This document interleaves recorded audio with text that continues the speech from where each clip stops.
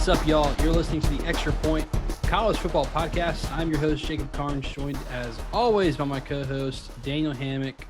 Daniel, we are here to talk about the NFL Draft. And as a college football podcast, this is a great crossover for NFL fans and college fans. One of my favorite weekends of the year, definitely one of your favorite weekends of the year. You're definitely more of a draft guy than I am. But Daniel, we're here to talk about, our favorite players, some underrated and overrated players, and then some best fits. But Daniel, hey, you're the draft guy. It's coming up this week. How excited are you for the NFL Draft? This is just it's one of the best times of the year. We talked about it, about how great the month of April is as a sports fan. Obviously, opening day, you have the Masters, you have into the Final Four, Final Four, the first weekend there. You have a lot of spring games going on. And then, you conclude this month with, the perfect marriage between NFL and college, where basically you're just, matchmaking with all of your favorite NFL teams and all your favorite college players. So it's a great recruiting weekend. If you have a lot of players drafted, you can turn and sell that for your program. Hey, come here where linebacker U or quarterback U or DBU, as like 6 different schools have claimed to be DBU. So that's always fun to watch that. But the best part to me is it's a weekend full of they're showing collegiate highlights. So it just gets me pumped. And, I think we've told the story before. Obviously we've been a Falcons fan my whole life. And I skipped my prom my junior year so I could stay home and watch Matt Ryan get drafted. That. So, it means a lot to me. Now, of course, that was before you could follow it on your phone. So I probably would have made a different decision back then where I could, just watch it over, in the corner or something. But I had a bunch of friends texting me, asking me who we got. And, it turned out to be a great decision. And of course, shout out to him. He got traded to Indianapolis. So he's maybe going to have a chance to win a championship now that he's not in Atlanta anymore. So RII, rest in Indy. Rest in Indy. That's good.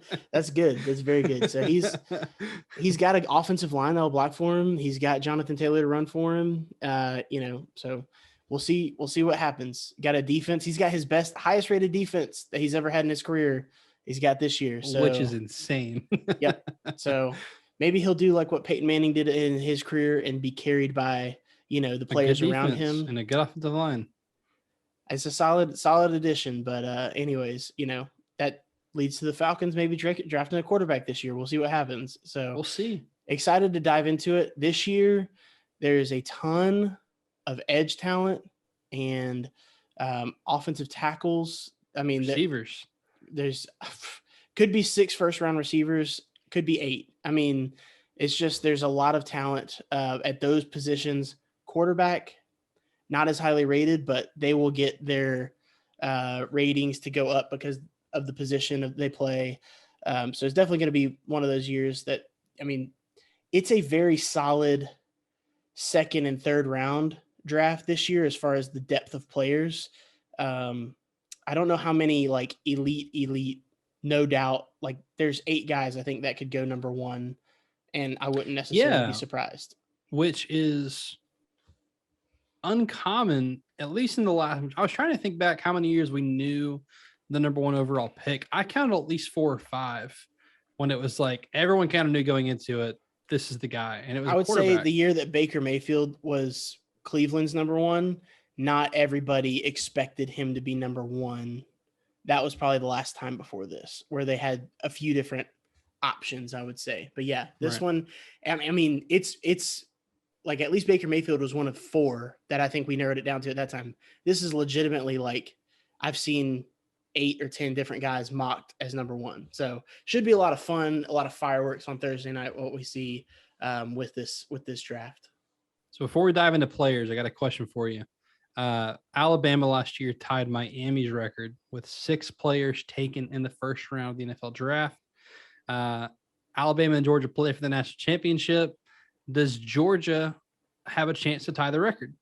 Or not do they have a chance? Do they do it? In your opinion, do they do it this year? Well, let's think about it. So I think Travon Walker definitely goes. I think Jordan Davis definitely goes. I think Wyatt. Devontae Wyatt definitely goes. Nakobe. I think Nakobe Dean is definitely a first round pick. Now here's the two wild cards. Is Lewis Cine Lewis Cine and George and Pickens. George Pickens. So do I think that those two will go? I personally think that the end of the first round is a golden place to take wide receivers because wide receivers, you're seeing their value go more and more up as far as on the free agent market. You get that extra year, and what are wide receivers considered more is a luxury. Now, one thing people don't really think about is in the top 10 picks, that's going to project to be your highest paid player in about 5 years. Do you want your highest paid player to be a wide receiver? Do you want it to be a quarterback? Probably. Usually it's quarterback or offensive tackle or edge defender. That's why they go in the first top 10 picks. At the end of the first round, that's fine if you take a flyer on a wide receiver. So I think George Pickens is going to get drafted in that 28 to 32 range. Lewis Cine to me is the question, and it's all about fit. If a team really wants, I think he's the second safety off the board. So I do think that Kyle Hamilton for Notre Dame will go. He'll go top 15, depending upon fit. Could go top 5, but I think Lewis Cine's the next guy that gets drafted at safety. So I'm gonna go. Yeah, I'm gonna go. Yes, I think that they'll get it. I think Georgia will have 6 players drafted in the first round this year. Hey, and there you go. They're going to break their years. record this year. Georgia, their record is 10 players drafted in one single draft, and that was last year that they did it. And they're going to have at least 12, maybe 14, depending upon what happens with Adam Anderson, maybe 15. So, well, we're going to talk about some players here, and as a college football podcast, I mean, I got a few players from the national champions. So which, isn't uncommon. Last year we're talking about a lot of Alabama players. So this year, talk of the first round, a lot of Georgia players. And that's fun to see as a college football fan, to see the team that wins it all have a bunch of players go the first round, just showing that the best team really did win, which is one thing I love about college football. So Daniel, let's start here. What is your favorite player in the draft? As a college football expert, as a college football fan, who's your favorite player? So that's tough because I'm actually picking a player that is not, you don't get a lot of stats. You're not really going to be stat driven. I use this as a favorite prospect. So I would go with Charles Cross, offensive tackle from Mississippi State. His senior year, he had 719 pass blocking snaps, gave up 2 sacks, and he played left tackle for every game, started every game for Mississippi State. I think that he is a phenomenal, plug and play, could be your day one right or left tackle, depending upon what you need. I think he's going to get drafted in the top 10. And I think he's one of those players that isn't getting loved on a lot by everybody. They like the Akeem Okonwu with NC State, their offensive tackle, and then Evan Neal, of course, physical freak at Alabama. But I think Charles Cross has some staying power to him. I think he's one of those guys that's just going to be, easily a 10-year NFL dude who you just kind of forget about, and he's just been this stalwart for some team they're going to make the right decision if they pick him in that top 10. I like it. Charles Cross. Now, where do you think he goes? I know you said top 10. So there's a lot of smoke between, he's getting some love with the New York Giants, New York Jets. They both obviously have 2 top 10 picks apiece. The Falcons have interviewed him. He could go all the way up to, the Lions at 2. Anywhere in that top 10, you start to get down. He could go, like I said, the Jets, Seattle at 9. I expect him to come off the board. I think he'll be off the board by 8 with the Falcons. So I think now, we're in Atlanta. We're Falcons fans. If he's there at 8, do you no question take him? He would be my pick if I was at Atlanta Falcons. The only thing I could think about is if one of these edge defenders dropped for some reason, like a Kayvon Thibodeau. I don't think you could pass up on someone like that because there's been some character questions for whatever reason. So I think that if something like that happened, I think you got to jump on it because Falcons haven't had a decent pass rush in 20 years, 15 years, something like that. So you got to do it. But if one of those edge defenders doesn't drop and they get taken where they're supposed to be taken, I'm running to the, with my card for Charles Cross, just because I'm not super in love with anybody in the quarterback class. And if I'm the Falcons, I'm thinking long-term of the rebuild, and he's the perfect guy to have as part of that rebuild. So love it. All right. And also Charles Cross, 5-star coming out of high school. So, real quick, I want to talk about this because I think as college fans, I think this is misinterpreted a ton when it comes around the draft time. You're going to see someone go in the top 10 that was some 3-star, and it's going to be like, see, stars don't matter. What people forget is every year there are 32 5-stars. 32. That's it. Because they judge based on, at least 24/7, they judge if they're a 5-star, they're saying this is a first-round NFL draft pick. So only 32 because there's 32 picks in the first round. So I'm going to butcher the number now. I think it was something like it is 15 times more likely that you're going to get drafted as a 5-star than it is even like a 4-star, because you got to think the numbers aren't the same. So you might see someone's going to say, oh, there were, 100 3-star prospects, 100 3-star prospects drafted this year and only 35 stars. Okay, well, there was only 32 5-stars to begin with. Right. All that being said, stars do matter. It's funny that your favorite player is a 5-star. My favorite prospect for this draft is also a 5-star. In fact, our, friend of the show, Barton Simmons, argued for this guy to be the number 1 player overall in his class. That's Trayvon Walker. So Trayvon Walker coming out of Georgia. And here's the funny thing about Trayvon Walker. I think a casual NFL fan or even a casual college football fan probably knows like Jordan Davis, right? He got a lot of talk, won the award for best defensive player in college football. Freak of a human with size, right? Where's that big number 99? And then you probably know Devontae Wyatt and Nakobe Dean off that defense. Trayvon Walker, honestly, was didn't produce like he should have stat-wise, but that's just how good this Georgia defense was. And this is why when it came time for the combine, Trayvon's off the charts, and he always has been. Right. And I think he, even after playing at Georgia, is still raw. And I think that's why he's my favorite prospect. Is this is someone who could go number 1 overall, and he'd be my number 1 overall prospect because, again, kind of like you said, Daniel, no one is like in this draft. There is not that one just proven like number 1 overall. Yeah. If anything, you could almost argue Charles Cross might be that, like as far as like no question marks. But if there is not a like no doubter, then take the best ceiling. And that is by far, especially for edge defenders. Right. I think Trayvon has the highest ceiling. He's a freak, former 5-star. His relative athletic score was a 99 or 9.99 out of 10. So pretty good.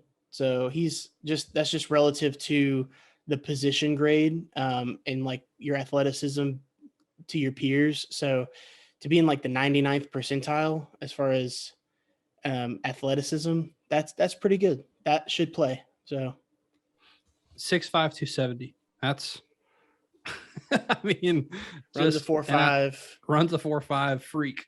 I love jump so all of it. So he's my favorite prospect. You got Charles Cross, so we got one on each side of the ball. I love that. And hey, some linemen. I love it. So we're big guys, so got to give some love to the big guys. Love to the linemen. That's right. Daniel, how about this? Give me let's start with overrated. Who do you think is maybe not the most overrated? Who's an overrated player that, again, you as a college football expert and fan are looking at and saying, I don't get it? It's going to be the quarterback class as a whole. The face of it for me is Desmond Ridder. I don't look at him and say he's not good. we're talking about being rated, overrated, underrated, that kind of thing. I do think they're all overrated. I think that's the nature of the position. So I'm not mad at anybody for it. Quarterback's very important. If you can sneak and get a guy that's, better than what you expect, they're going to, all these teams are going to take a swing and a miss, especially the teams that have 2 picks in the first round. They might go for it, try one of these guys out. Or if you're desperate for a quarterback, if you've got a guy you're interested in, do it. But Desmond Ridder is one of them. I mean, I think Malik Willis, I don't know if he's necessarily overrated. I do think most people are rating him appropriately within this class because he does have the best tools available. I mean, he's fastest guy. He's got the greatest arm. I do think that he's got the highest upside of all these guys, and I don't think that's really a hot take or anything like that. I think he's built to play the position the right way eventually. But, I think everybody has like a major flaw to their game that I think all of these guys are second round picks, and that just is like a lifetime backup role to a, average, stopgap starter, that none of them are, going to be your franchise quarterback, I don't think. So if I had to narrow it down to one person, I'd probably say Desmond Ridder. But if I was going to just kind of have my way, I was just going to say the whole quarterback class as a whole this year. I love that. Something else, Bud Elliott, who we've already mentioned, something else he's talked about is, coming out of high school, the class of 2019, all the experts saw as a very weak quarterback class. So it's definitely showing up in this draft. And it's funny, you got to draft QBs for tools, which we've talked about that. But I'm almost wondering, if you're a team that needs a quarterback, do you just wait for next year? Like, if I'm the Falcons, who just signed Marcus Mariota, do you just try to wait it out for next year? Because next year's class is going to be phenomenal for quarterbacks. You almost have to wait and see if there's a run on quarterbacks or not. The Falcons have 2 second-round picks, 2 third-round picks. They're a team that I follow very closely.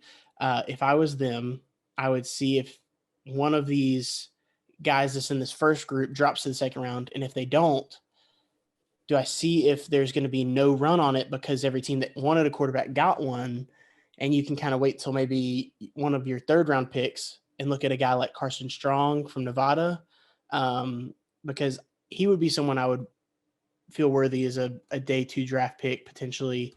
But, especially if you have 4 day 2 draft picks like the Falcons do, it's like you can draft a guy and him just be even still the backup next year when you draft, if they were to draft CJ Stroud or Bryce Young or whoever, Yeah, no, we'll see what they do.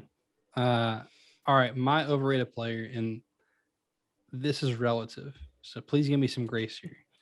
This is relative. Aiden Hutchinson, I think, is overrated as a no doubt number 1 overall prospect. Mm-hmm. So in that context, I think he's overrated.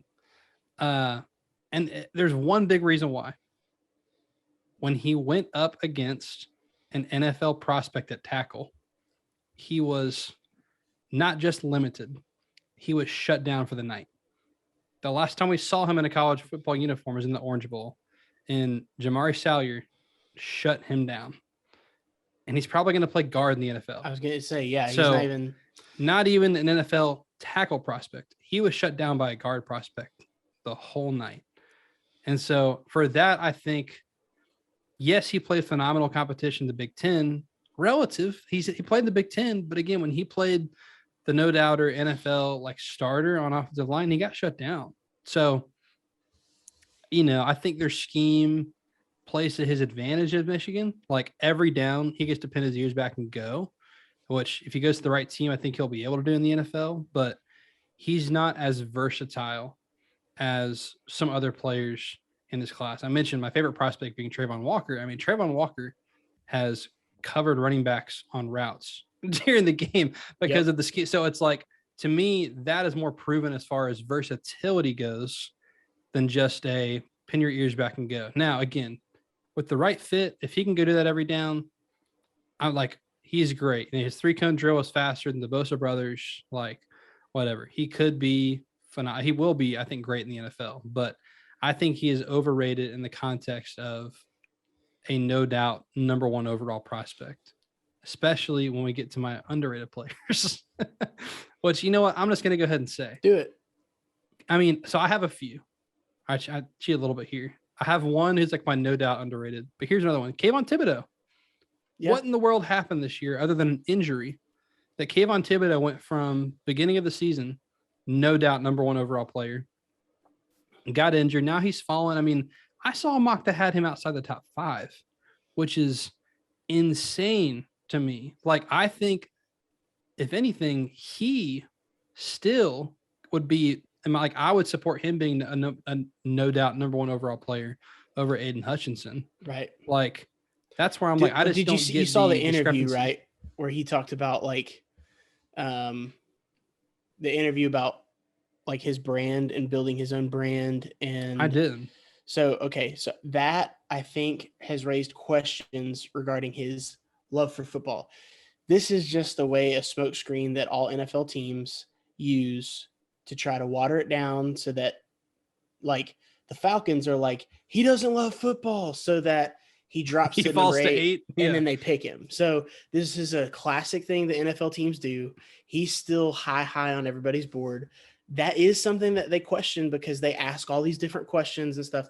You know, he was talking about he was talking about Alabama education or something like that when he did the whole Joel Klatt interview. And he talked about his own personal brand. He talked about wanting to do, you know, so, but the way that it was construed was it's a character issue. So you have to think about it. The way he was talking about some things, it's like, okay, maybe he doesn't quite get it. And especially these NFL teams drafting in the top 10, they don't want someone who's questioning anything up here on the field, you know. That being said, I mean, he's really second to none athletically, and then production wise, which, I mean, this is the biggest thing for, you know, a defensive end, especially in the NFL. Once they get to the NFL, is production. Can you get home? Can you get the quarterback on the ground? Because pressures are great, but you know, you can have a lot of pressures against guys like Joe Burrow and Patrick Mahomes that still turn into touchdowns. So getting them on the ground is a whole different thing. And Kayvon Thibodeau does that. So that's wild. Thibodeau and Charles Cross are there at 8 for the Falcons. Who do you take? Oh, Thibodeau for, okay. But I am expecting him to get drafted where he should in the top 5, like at the latest 5. And so, yeah. Let me give you 2 more and I'll let you do your underrated. Here's my number 1, Derek Stingley. The fact, like, he again going into this season, like consensus top 3, top 5 pick, and I'm seeing him fall out of the top 15 in some mocks leading up to this week, and I'm like, listen, like, I know the injury bug bit him, and he also played with some LSU teams that, quite frankly, did not want to play football. Right. He popped as a freshman, but here's the thing. He stood out in a defense that had a lot of players drafted. As a true freshman, he stood out. Like, the tools are there. Again, I think about this, like, with the draft, I think about ceiling, right? Like, what is your ceiling as a player? Like, he has a, like, Pro Bowl ceiling, like all NFL type ceiling at corner. Like, he has all the tools. He is incredibly fast. He's so good with his hands. He finds the ball. Like, again, he was matching up well. And if you like read any intel from LSU's scrimmages during that 2019 season, like, he was owning your Jamar Chase, Justin Jefferson in practice, like good on good as a true freshman, like owning them in practice. So he, to me, is still a no doubter.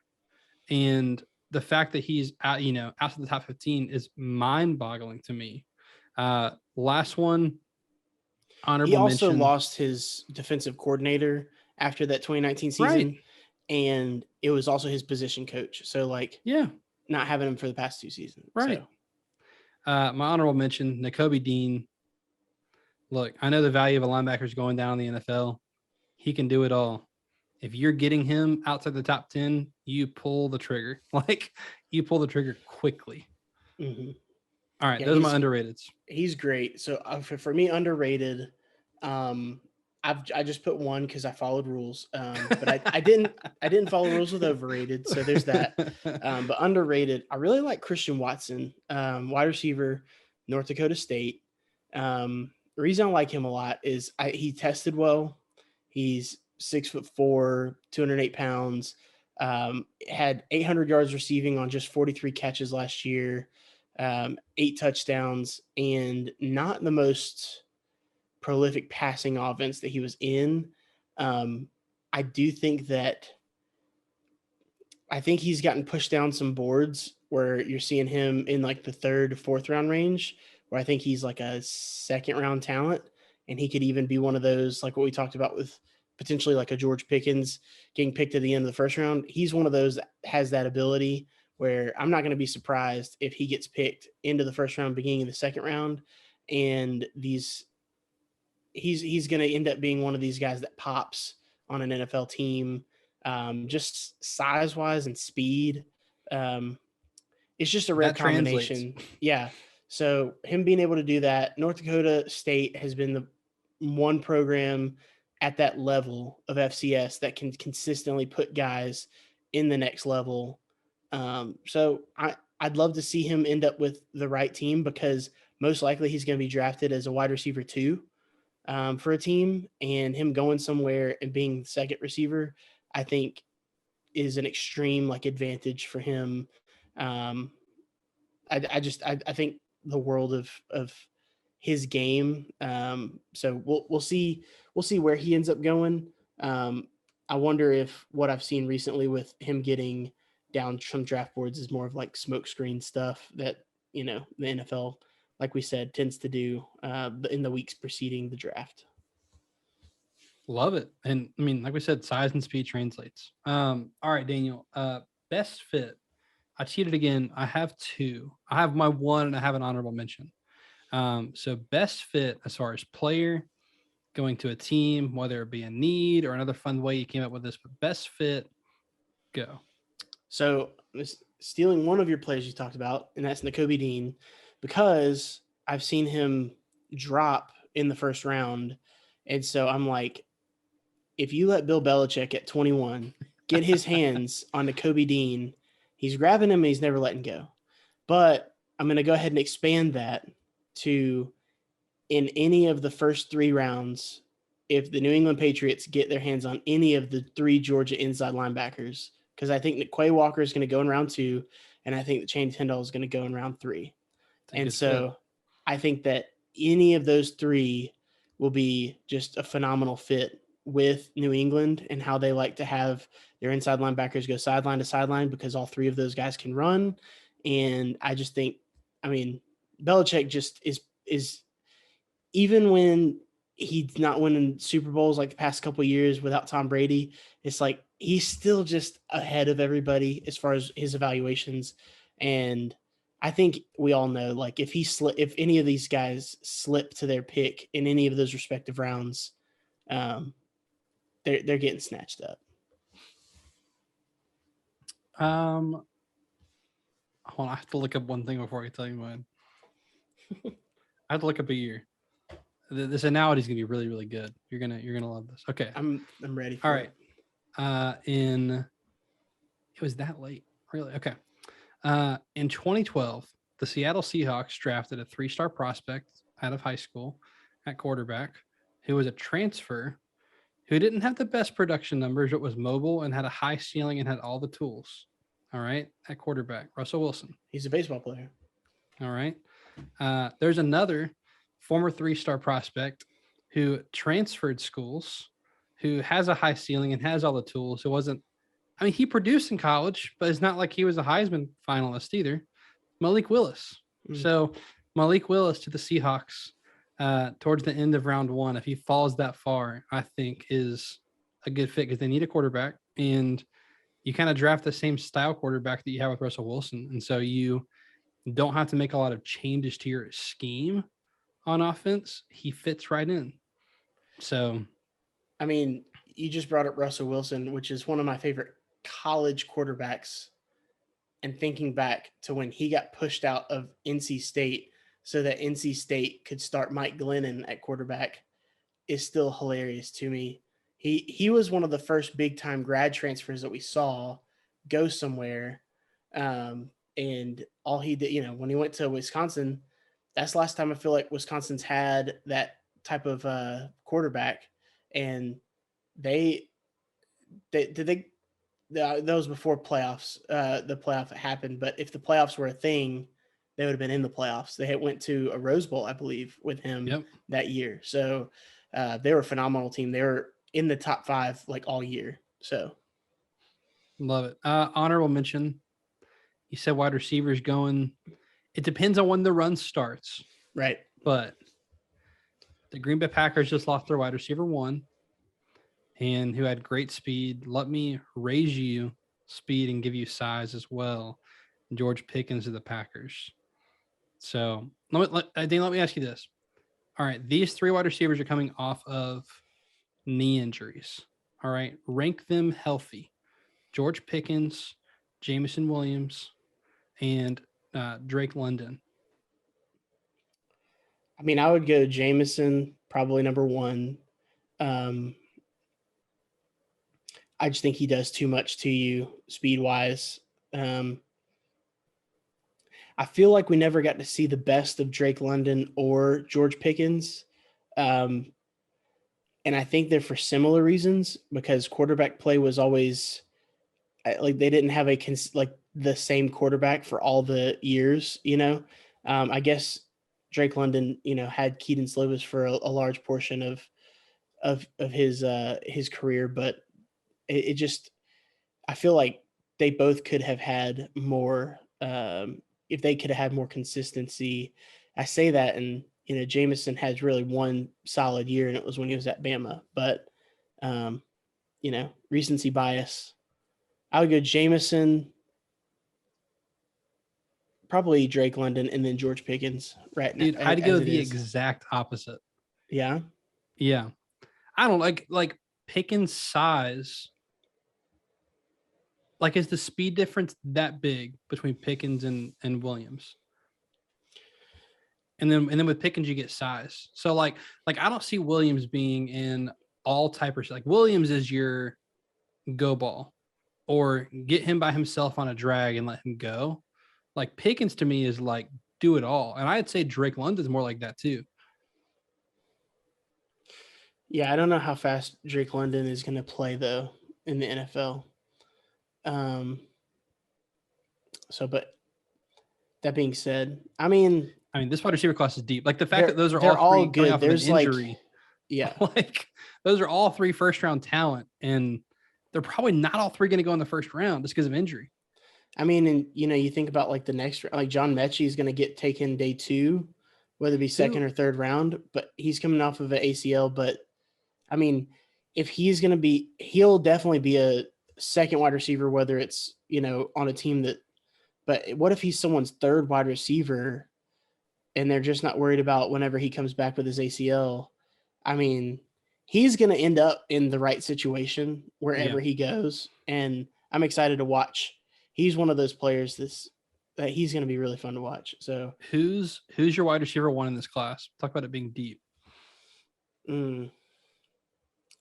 See, that's the problem, is it depends on what you need, because Garrett Wilson is phenomenal, but if we're talking about a team, like, it depends on what your identity is. If you're needing a guy to be taller and bigger, then it might be Drake London. If you're needing a guy to be quicker and, shiftier, then it might be Garrett Wilson or Chris Olave or Jameson Williams. I mean, there's just so many guys that fit different profiles. Like, your bigger guys are the Drake Londons, the George Pickens, Christian Watson, those guys. So, what are you going to do?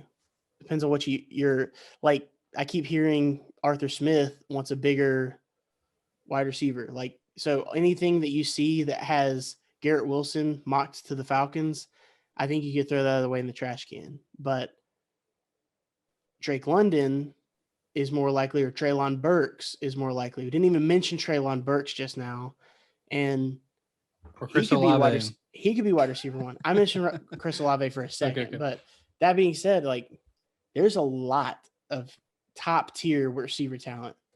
And when does the run start? Because it's gonna change the first round. Like if someone gets trigger happy at 5, like all of a sudden, that's when you'll see, like you mentioned, some of those second round guys sneak into the first round if that run starts. One position we didn't talk about, Daniel, just real quick, running backs. Who's your favorite running back in this class?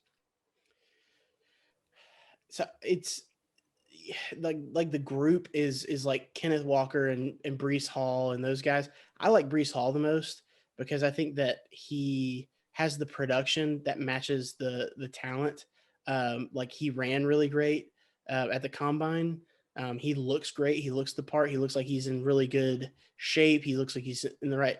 But he just, his sophomore year, he really popped when he was at Iowa State. This past year, he had a really good season. His better year was his sophomore year, of course, but that's to be expected when everybody expects you to get the ball. So I really look for him, especially if he gets drafted into a good situation. He's my favorite prospect. I mean, put him on any team, but I think that he's gonna get drafted first of all the running backs. Okay. I was between him and Kenneth Walker. I think I'd lean Kenneth Walker the third, but I mean, you're splitting hairs at that point. I mean, different style back, but like, is James Cook a day one starter? In the NFL now, I think he is. Oh, he'll start if you're going to call him your RB1 or whatever. Like, I don't think he's going to go to a team and they're only going to have him be the running back because he's going to be in the slot. He's going to be on the field the most of their running back group, whoever he goes to, but they're going to have like another main back to get carries and stuff. He's very Alvin Kamara-esque. That comparison comes up a bunch as far as his receiving ability. But what has Alvin Kamara always had is basically Mark Ingram as the back, as the other running back, and they thrive when they're both there. So that's something to keep an eye on is, for James Cook's sake. Like, I think he's going to be phenomenal. I think you just put him in the category of offensive weapon. And so if it's a team that's light on offensive weapons, I think you draft him no matter what, and you find a place for him because he really does catch the ball like a receiver, but he's very smooth and fluid with how he runs. So he's going to be great. Love it. Daniel, I know you're pumped for this weekend. Hope you enjoyed this, you guys. You can follow Daniel on Twitter at Deep South Daniel, excuse me. I'm sure we'll both be tweeting about the draft, and you can follow me on Twitter at Jacob Carnes with a K. And that will do it for this edition of The Extra Point. He is Daniel. I'm Jacob.